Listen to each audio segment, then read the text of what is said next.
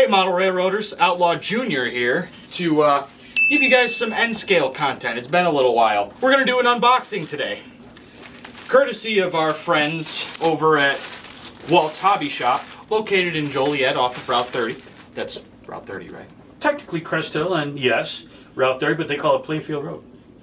So it's Walt's in Crest Hill, Illinois on Plainfield Road, but it's Route 30. I'll put the address on there. We have a very special set today. Something very special to me, so let's get into it.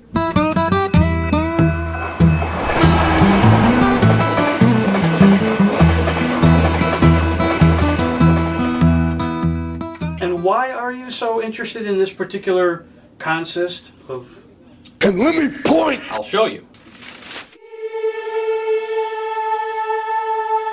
We have the Kato CB&Q Silver Streak Zephyr. Much like my dad is very into the model power and the lifelike stuff, not that that's like his jam or anything, but I'm a Kato guy. Nobody does N-scale like Kato, except for maybe Broadway Limited, but they just ask for way too fucking much. So, we're going to be unboxing this today. Brand new, didn't come through the mail or anything, so there's no crazy, happy tearing away at stuff. Are you mocking me again? I might be. Let's get right into it, shall we? And no, I have not. I picked this up yesterday, but I have not looked at it. I haven't opened it or anything, so this is a first for me. Right here on the back, we've got some very nice illustration of the E unit. Comes with the baggage car, two baggage cars, the Silver Sheen and the Silver Light, the coach, the Silver Gleam, another coach, the Silver Glow, and finally the Silver Spirit Observation. Very nice packaging here, and the set itself, it looks like a book. Like a Bible. Yeah. It really Bible. does. Let's finally open it up and take a look. Oh. Got a single strip of bubble wrap, whatever that does for us. And a nice little manual here with, oh, that's nice. They show you how the train is actually supposed to be set up, car by car. That's really cool. And instructions for installing the optional front coupler. And some other stuff here. Before we get to all the fun stuff right here. Is there anything else here? No. No, this is it. So, screw that, let's get to the fun stuff. So here, we have the Silver Spirit car, the nice cab. Observation. Yeah, observation car. Very, very nice. Classic Kato. They've got tons and tons of detail on this stuff. There's an antenna on top. That's the antenna. This right here? Yeah, now, who knows? I mean, it's got to be, unless somebody in the comments wants to school us. So that's very beautiful. I think these lights on the side light up, I'm sure. and you can barely tell. Let's see if I can get it to focus. There you go. Silver Streak right there on the back. Oh, on the nameplate? Yep, there's that. Let's go ahead and throw that on the Kato single track here. Where's your handy dandy Kato re-railer? Look at that, you got it anyway. Ah! Wait, no, I didn't fucking bring it. What? There we go. Got the cab coach on there. It's very, very smooth. What else would you expect from a brand new Kato product? Now, let's move on to the next one. We've got the Silver Glow passenger cab, or passenger car. Right? Passenger coach. Again, great detail all around. Classic Kato. Everything you'd expect. While I'm showing you guys this, I'll go ahead and tell you why this set is so important to myself. Not anymore, but back in the day, and by back in the day I mean probably like only 10 years ago. When you were a young man? Yes, when I was a young, strapping lad who just went to train shows and made my dad buy all my N-scale stuff because I didn't have a job. My uncle, and along with two of his other friends, they formed a little trio of businessmen, and they bought the... Mark Twain Zephyr? I had it. The Mark Twain Zephyr. And as you can clearly tell, this is not a Mark Twain Zephyr or the... what is the other one? In the comments. They'll let you know. He owned it. And there's actually two reasons this is so important, is because back when I was young and could not be left alone anywhere, my aunt and uncle always used to babysit me.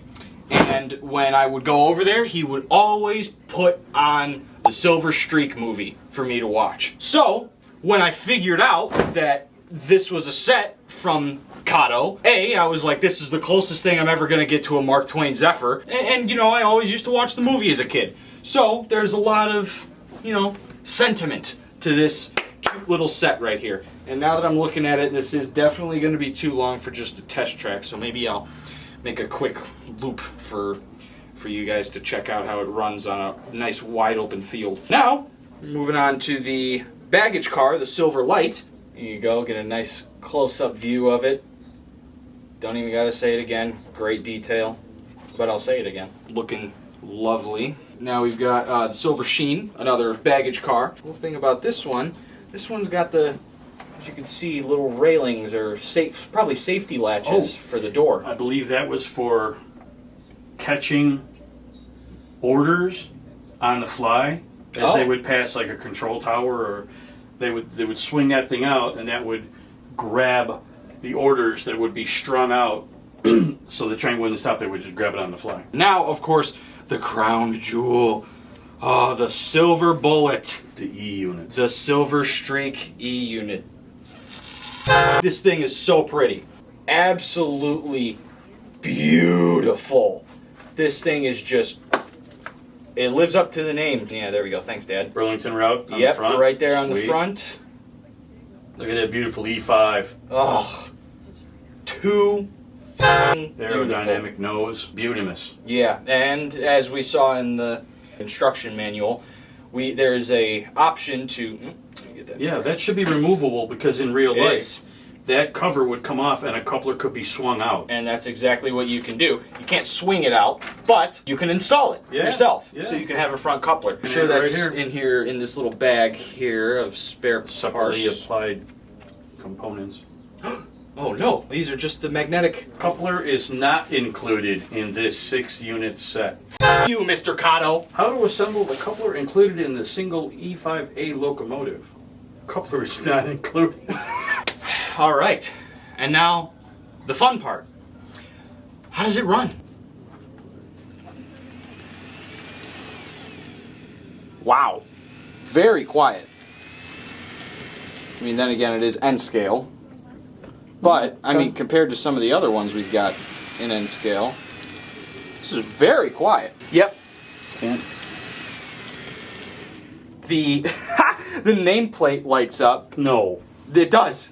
And the red light on top lights up. Oh, that's too f***ing cool. And then in forward, you would get what? Nothing? Probably. Right. Yeah, forward only, gets you nothing. Only in reverse? Actually, no, that's Oh, it's forward. You got the controller wired Yep. backwards, so Whatever right that's- now it's in forward. So in forward mode, you get the red light. You would think there'd be a white light for reverse.